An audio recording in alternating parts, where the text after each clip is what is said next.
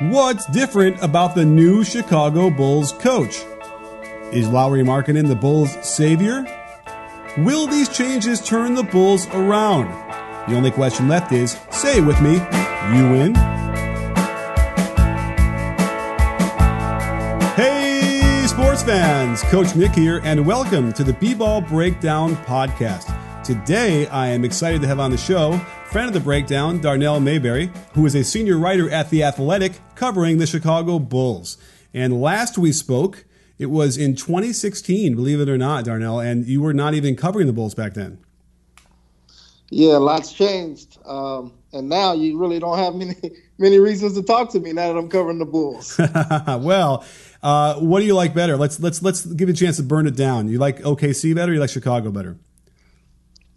Are you talking city? Are you talking basketball? Yeah. I mean, by the way, I grew up in Chicago, so what do you like better, the cities? Well, I mean, I don't think you would find too many people that will say Oklahoma City is a better city than Chicago. I do, having lived in both now, I do know that there's a lot to love about Oklahoma City. I mean, it's convenient, it's relatively cheap to live, the people are friendly, there's no traffic. Like, there's a lot to love. It's a growing city.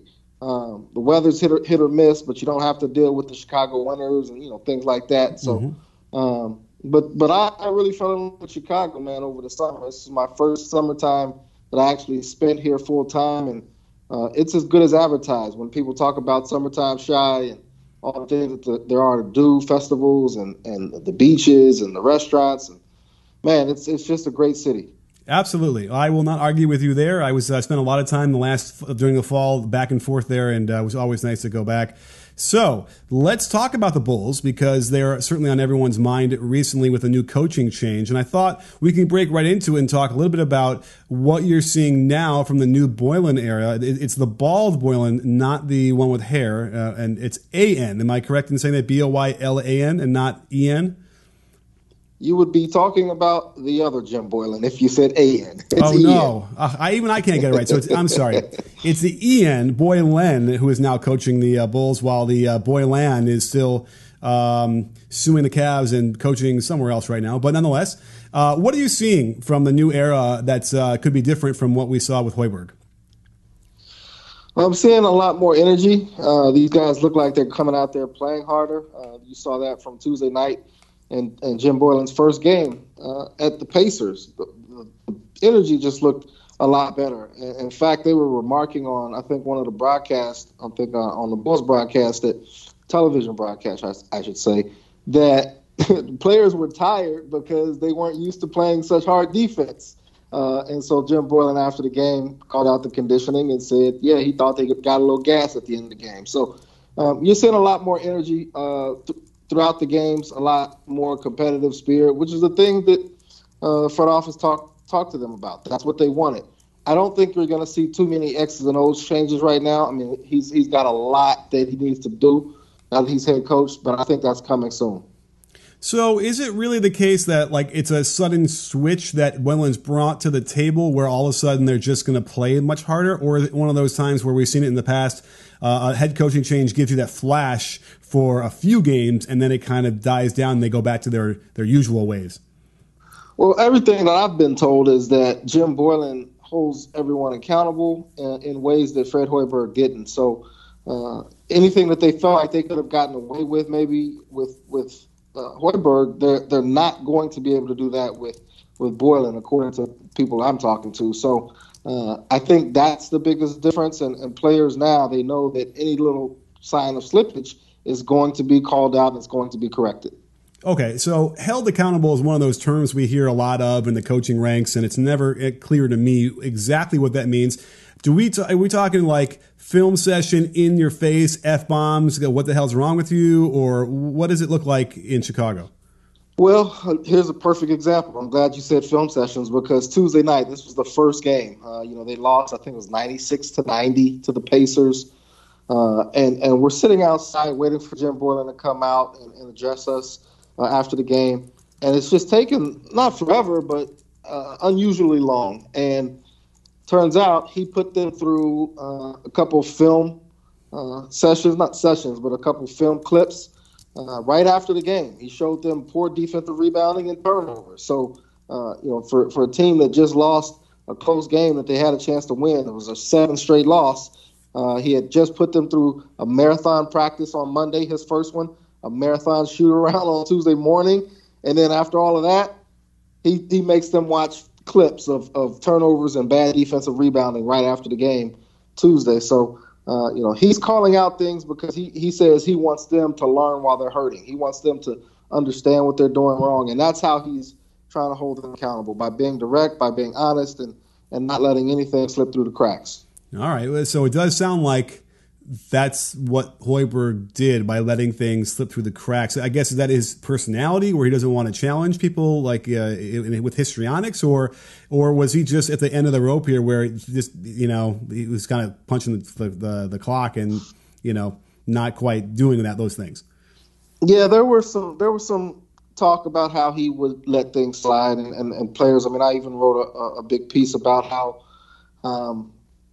Hoiberg was losing the locker room and players were losing faith in his system and really just outwardly being sort of rebellious toward Hoiberg. So, Jim Boylen, there was something that was passed along to me that one of the players was kind of talking back to him and giving him some lip, and Boylen stopped everything and said, no, this is not what we're doing. And so I think that's what the Bulls and the players can expect going forward under Jim Boylen. Okay, interesting. Now, you mentioned that they were rebellious outwardly with Hoiberg, and I'm assuming that means somewhat recently versus what we saw with maybe Jimmy Butler to the press a couple of years ago. So, what was an example you felt like that they were being rebellious like that? The biggest probably, I reported that Antonio Blakeney was coming out of a game one time, and he said, why the F are you bringing me out? And he said it kind of loudly and in an act of insubordination, from what I'm told, right in front of the bench, and everyone sort of like, what is that about? And, you got Antonio Blakeney who's fighting to stay in the league, talking to a coach like that. Antonio Blakeney has denied that he said it. It's important that I say that. But I've got multiple people telling me that he did in fact say it. So, that's one example. And Zach LaVine, there was a game late where he waved off Coach Hoiberg and he waved off an oncoming screen from Wendell Carter Jr. and went ISO one-on-one himself and then missed a shot late in the game. So things like that, little things, big and small, are just, there was mounting evidence that the players were kind of doing what they want and just feeling free to not really listen to Hoiberg as much. It's possible one of the reasons why Coach Hoiberg wasn't listened to was because he didn't look the part enough. And I'm sure if he wore more coaching polos from Fanatics, his fortunes could have been a little bit different. I'm wearing one right now, and it's by far the most comfortable shirt I own. And I love the design. Fanatics is the world's largest collection of officially licensed fan gear from all the leagues, teams, and players you love. There's a gigantic sale happening right now over at Fanatics.com, and you can get jerseys, sweatshirts, winter jackets, backpacks, tons of apparel and gear, all branded with your favorite team and or player. And if you buy a jersey of a player that gets traded within 90 days, they'll replace that jersey with another player from that team or your favorite player's jersey on their new team. They've got thousands of products for college and pro hoops fans. Join Fanatics Rewards today and earn fan cash on every purchase. And get free shipping through December 31st by using my link, fanatics.com/Coach Nick. That's fanatics.com/Coach Nick, and get free shipping through the end of the year. Well, let's talk about Lauri Markkanen, and he just got back for 3 games. They're 1-2, and he looks like he is slowly getting better and better each game. What are you seeing out there, and is it fair to put a lot of pressure on him to be some sort of savior for the Bulls? I see a talented young man who is extremely versatile and extremely confident in his skills. He is going to be a really good player in this league with all-star potential.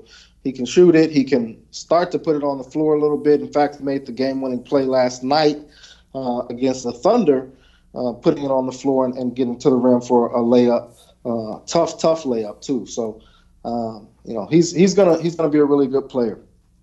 Okay. Now, I think that the future here looks like Lauri Markkanen, and I love Wendell Carter. I feel like he was the guy I felt like was better than his teammate at Duke, Marvin Bagley. And it's safe to say that those are the two guys above all else who the Bulls want to build with. Is that correct? Yeah, I mean, Zach LaVine, you would probably throw in that mix as well. They just matched the contract the Kings gave him, that $78 million. So he's definitely in the future plans. But you do have to start with Markkanen and Wendell Carter because those guys just are rare breeds for their size and what they're able to do and all the different skills that they bring to the table. So those are definitely the foundational pieces. But I would throw Zach LaVine in there and also Chris Dunn. I mean, you gotta realize that the man had a tough rookie season under Tibbs. He had a nice sophomore season here in Chicago, and now he's been hurt for most of this season. He's only played one game. So when he gets back, it's up to him to show that he belongs in that group. But right now, it's those three, LaVine, Markkanen, and Wendell Carter. Well, when he got to the league, when he got there in the Zach LaVine trade, when Chris Dunn did to Chicago from Minnesota, I kind of felt like I wasn't even sure he was an NBA guard the way he played his first year, and he really blossomed. So is that the kind of thing that we should credit Hoiberg for developing him and helping develop Markkanen? Sure. Chris Dunn does. So I think we should if Chris Dunn does. So, he talks about how much Hoiberg helped him with his shot. Chris Dunn's still not a great shooter, but he can make you pay if left open, and he can take them with confidence and make big shots. So he's continuing to improve, and he's putting in work. He put in a lot of work with Fred Hoiberg, working with his mechanics and his shooting motion and how he gets a shot off. So Dunn had a lot of success last year, but he's still got a long way to go. Well, the Bulls are currently in 13th place. They're 6 games out of the 8th spot. There had been talk for this whole time, at least until Markkanen came back, that they were tanking and interested in getting a higher draft pick in what looks to be a pretty good draft. What is your sense of what their overall plan is going to be for this year? I think if they end up turning it around this season and winning and ending up like the 10th pick or 11th pick, that could be bad because then they don't really have many mechanisms to go out there and get another star player, a star player. There's still some concern here in Chicago, a lot of concern that the team still doesn't have the franchise player to really build around us. If we're as talented or as the core three are that I just mentioned, none of them really look like a foundational piece for a championship team, like the main franchise player for a championship caliber team. They're all great pieces to have, and you love having them in the fold, but you still need that Zion Williamson or RJ Barrett or whoever that might be to come in here and be sort of the final piece that you can really start to build around. Interestingly enough, I don't know if Zion is the answer only because it feels a little bit redundant with Markkanen and with Carter, right? Or am I crazy? I mean, the way Zion Williamson is being covered, I mean, he's like the second coming of Michael Jordan, isn't he? Like, isn't he supposed to be like the next greatest thing? I just think next LeBron, if not Jordan. Right, but positionally, it seems like he plays the same position as those guys. Am I right? Yeah, I mean, I was at the Champion Classic when Duke played Kentucky, when they just beat the brakes off of Kentucky, and the guy who really popped to me in that game was RJ Barrett.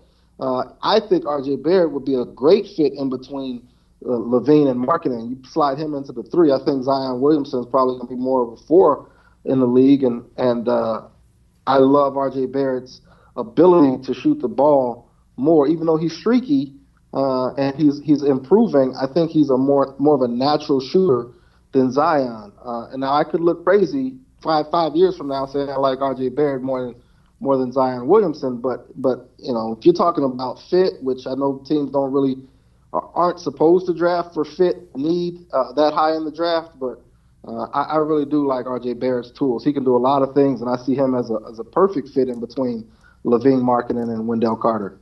Okay, and fair enough. And it sounds like that's probably where they're looking at, because the question then is if they're incentivized to get a higher pick and not have a good record, then why even fire Hoiberg, right? Like, why not keep it the way it was going, and they're going to be able to lose all those games anyway.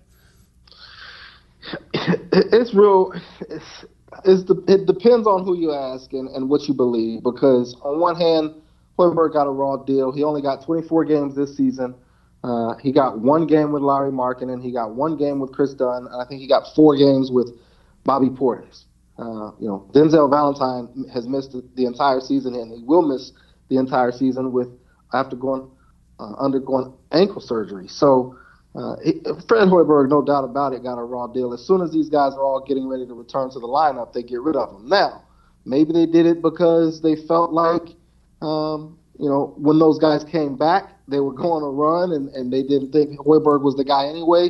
So it would have been much tougher to get rid of him. Say, had they gone on a 5-game winning streak once Lauri returned. So maybe that explains the timing a little bit. From everything John Paxson is saying here as executive vice president of basketball operations, he's saying that they didn't feel like the team was building good habits. They didn't feel like the team was playing hard enough and being competitive enough. And he saw things publicly and behind the scenes that just weren't sitting well with him. And he made him feel like a change was needed, and that change needed to come from the head coach.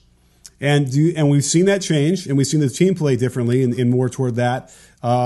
Final question, is this sustainable? Or do you think they're going to maintain it for the rest of the year and keep up that competitive spirit?